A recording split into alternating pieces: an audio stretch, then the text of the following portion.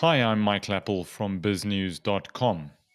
Cadre deployment, or Cadre deployment, a term that's become synonymous with the ANC government's propensity for parachuting improper and often compromised individuals and candidates into unsuitable positions within the highest echelons of the state, into government agencies and SOEs. The Zondo Commission deems the parallel earmarking appointment process behind closed doors by the ANC's Cadre Deployment Committee unconstitutional on several grounds. A man who's been fighting this for years now is the DA's Shadow Minister for Public Service and Administration, Dr. Leon Schreiber. Good to speak to you again. Hi, Michael. Great to be with you again. You made a rather bold statement yesterday saying the ANC-led government has adopted a policy of the DA. How so? Yes, it is bold, but I think justified in the context of what we see in the new framework policy for the professionalisation of the public service. So this policy was originally, the draft version was published in 2020, and it really was a joke at that point. It was tinkering around the edges, but completely ignoring the fundamental reason why our public service is not professional and is not competent and is not honest. And that is, as you say in the introduction, the ANC policy of cadre deployment, because that policy empowers the ANC to, in secret, decide who should be appointed to positions of power, and thereby ensuring that those appointments are based, by definition, on political loyalty rather than on merit or competence. So the initial version of this policy framework completely ignored the most important part of professionalizing the state. I then at that point wrote a long letter to the person who was managing this process. And of course, in the intervening 2 years, a lot has been exposed, largely thanks to the DA, but also to the work of the Zondo Commission, about the way in which cadre deployment actually forms the foundation of state capture in South Africa, leading to the conclusion by the Commission that it is unconstitutional, and also enabling us to expose minutes from the ANC's Cadre Deployment Committee to the public for the very first time. Now, the final version of the framework policy was then reworked and approved by Cabinet on the 19th of October, and it was a dramatic change. The policy says that cynicism around the public sector has massively grown as people became more aware, and that is thanks to the DA, of the way in which cadre deployment corrupts the appointment process. And then perhaps most striking of all is that the document says that some people, clearly referring to the DA's work, have taken this policy to court on the basis that it violates the right to equality and Section 1973 of the Constitution specifically. And then this official government policy makes the extraordinary admission that they may very well have a point in our court challenge. And I think it's clear from the document that the illegality of the practice, combined with the way in which the public has been sensitized about this issue, has made it untenable for the government, at least, to continue protecting this practice. And therefore, the policy then, in very clear terms, says that cadre deployment is to be ditched, that is their own word, in favor of merit-based appointment and recruitment processes. Now that, Michael, could have been straight out of the DA manifesto. If you look at the national framework towards the professionalization of the public sector, the opposite of that is that we've had an unprofessional public sector. Yeah. I mean, it's disturbing. Surely, in the public sector, which provides service and leadership to the country, that you would have wanted the best and the brightest and the most ethical and the most moral people in society to fill those positions in the first place. Is this new framework just an admission that we have been an unprofessional public service from the start?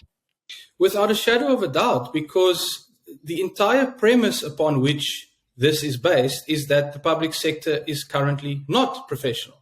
I mean, it is logically obvious that you cannot require or have a need for professionalization if you are already professional. So it is a major concession or admission by the ANC of the damage caused by its cadre deployment policies. And again, just to make this concrete, I mean, every SOE from Eskom to SAA to Transnet to PRASA, the people who led them into the doldrums were appointed through the Cadre Deployment Committee of the ANC. And this, remember, does not only apply at national level, but there are 9 different provincial deployment committees and a number of regional ones as well. So in your local municipality, if you do not live under a DA-run government, you likely have water interruptions, you have potholes in your streets, you have electricity supply that's failing over and above just the load shedding from Eskom. And all of those can be traced back to the fundamental point that people appointed to head up those local municipal departments were deployed by the ANC. And so it is obvious to any South African, I think, at this point, that we have the opposite of a professional public service. The concession has now been made through the creation of this new policy. But the important point, I think, for the current reality is the initial draft of that policy, as I say, was a joke. There's no other way to describe it. And the victory here is that we have actually forced the cabinet to stop looking away from the real problem. And for decades, that is what they have done. And if you look at the change that's taken place to the policy in the last 2 years, the only logical conclusion is that because of the way in which the DA mobilized society around this issue, we have defeated the ANC. And it reminds me of the recent episode that I was involved with regarding the ministerial handbook as well. It is very telling, Michael, that within the space of a month, we have 2 examples of ANC decisions, ANC policies that have been rescinded, where the ANC has been forced to backtrack because the majority of South Africans sided with the DA on those issues. The only reason the ministerial handbook was sent for review is because most South Africans agreed with the DA that those changes were unacceptable. And the only reason why we now have an admission that cadre deployment is the problem is because most South Africans agreed with the DA that that is indeed the problem. And I think that those are very important signifiers of how our politics is changing. The ANC no longer musters majority support for its decisions. Now, you've won what you call the policy battle here. And while I think we shouldn't hold our breath, and you certainly shouldn't hold your breath for anybody in government to come out and say, thank you, Dr. Leon Schreiber. We are onboarding what you've been saying for years. Similar to what the ANC is doing in Gauteng now with e-tolls, saying we're a caring, listening party, and therefore we have decided to listen to your qualms. It wasn't Outer that fought it for years in the court. It was the ANC in Gauteng. But there is still a legal challenge, a court battle. Now, policy on one end versus legal, what they have accepted on one hand, they are still looking to fight on the other. Those two don't seem to meet in the middle.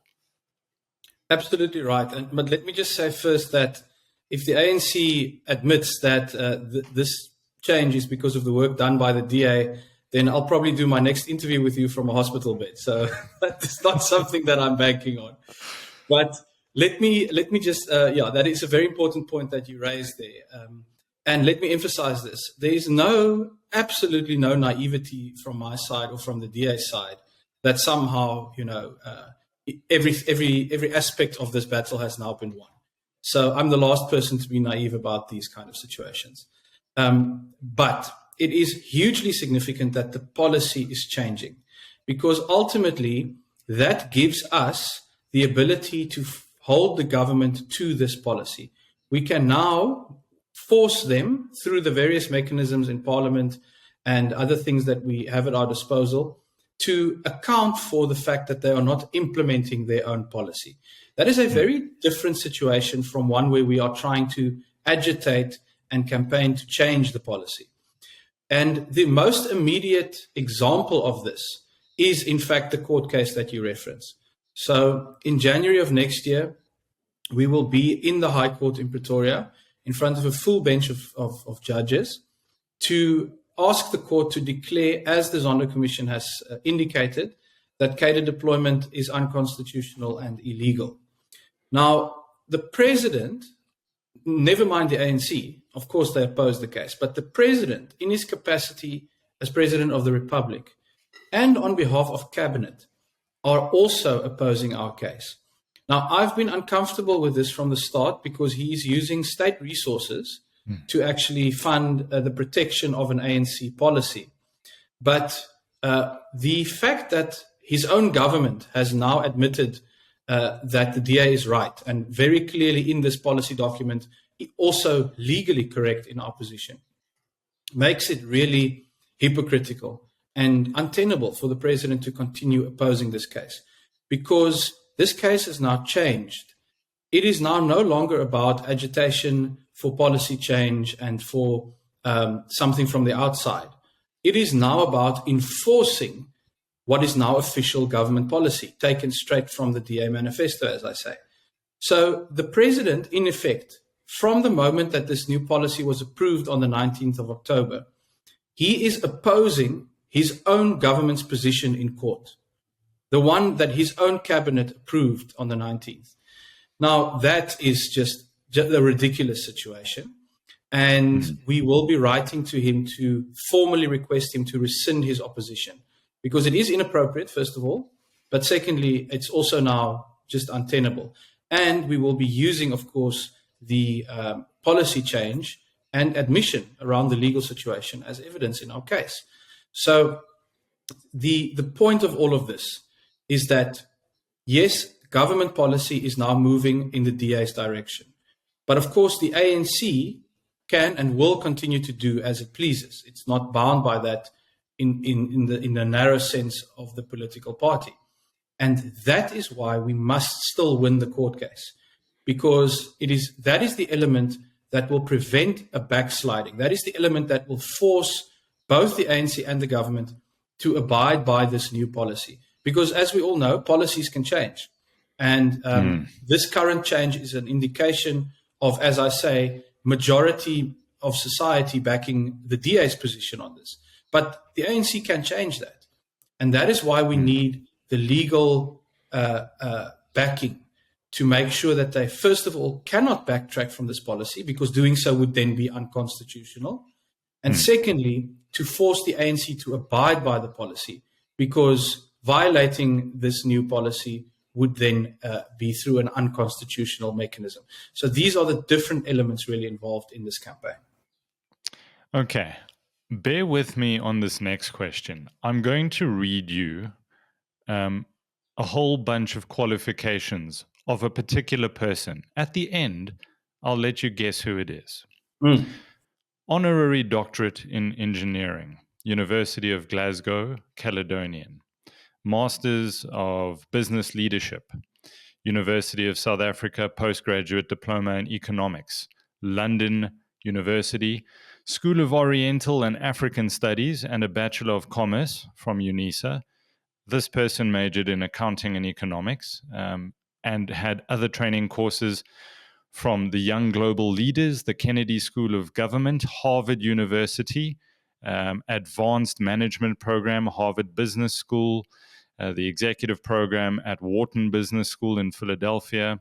This person also happens to be an honorary colonel in the South African National Defense Force. On paper, Dr. Schreiber, do you know who this person is, firstly? Let me see. I'll stick my neck out. Is it Brian Molefe? Ding, ding, ding, ding, ding. Would you agree with me that on paper, this man ticks a hell of a lot of boxes? And if we're going to look at merit-based appointment, there is very little that stands in the way of him being appointed as, for example, Transnet Chief Executive or Eskom Chief Executive, except morality and ethics. You don't post that on your CV. That's a result of your track record. And that isn't always visible on your CV. That's something that people need to take into account. So do you understand? Let's take away the tag of Cadre Deployment Committee and let's just call it the best man or woman for the job committee. Brian Molefe would still have gotten into Transnet and Eskom. Do you agree or disagree?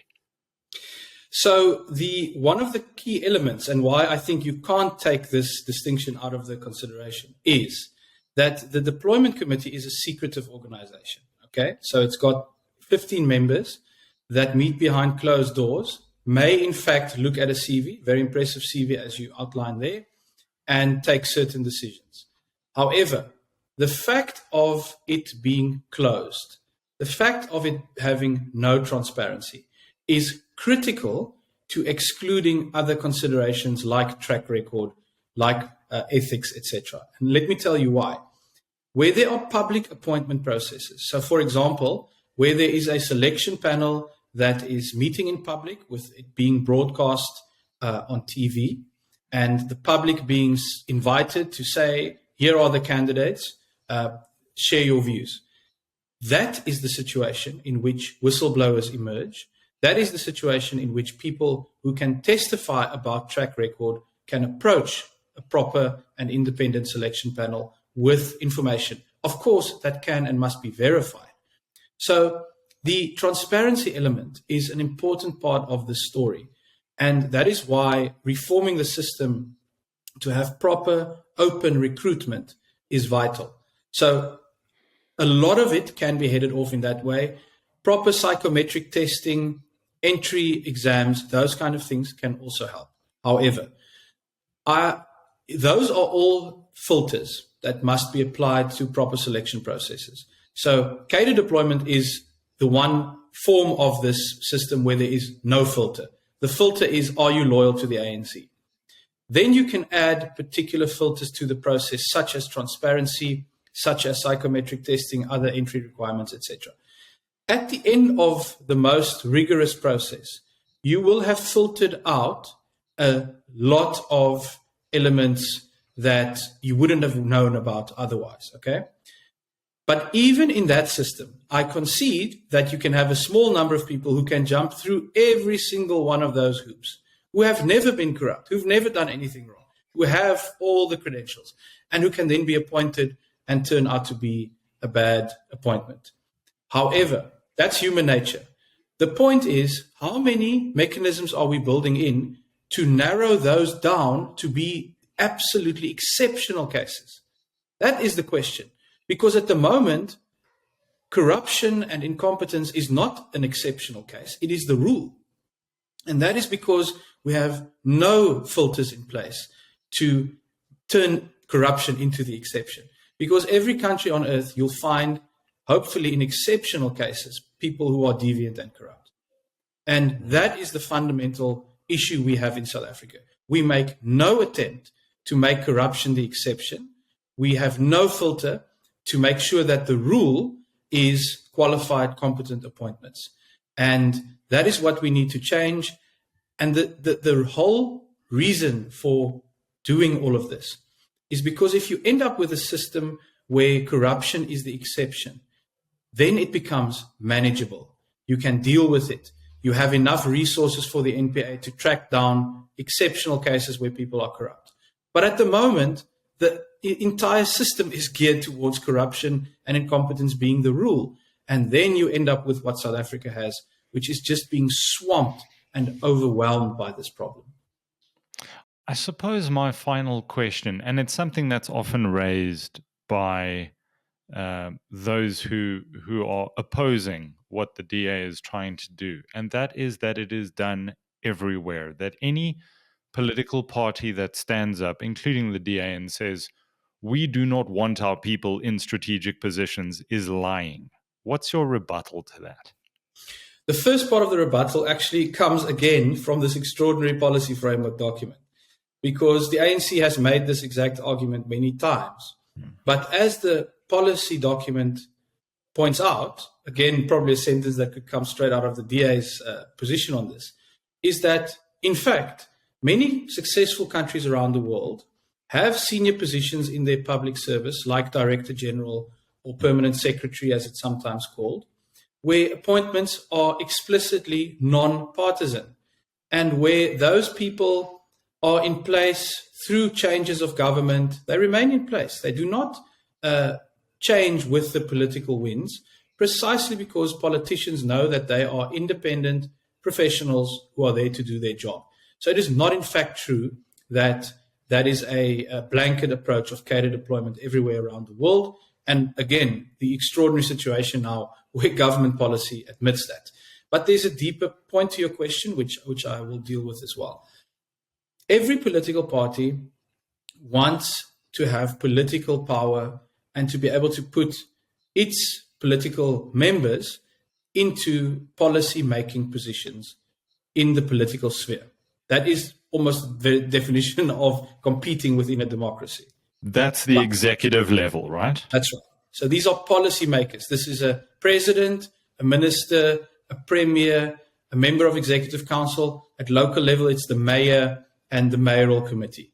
Those are political positions. And of course, the DA, like every party in a democracy, competes to have as many of our politicians in those policy-making positions, because then we can implement our policy and bring our solutions to bear in that particular government.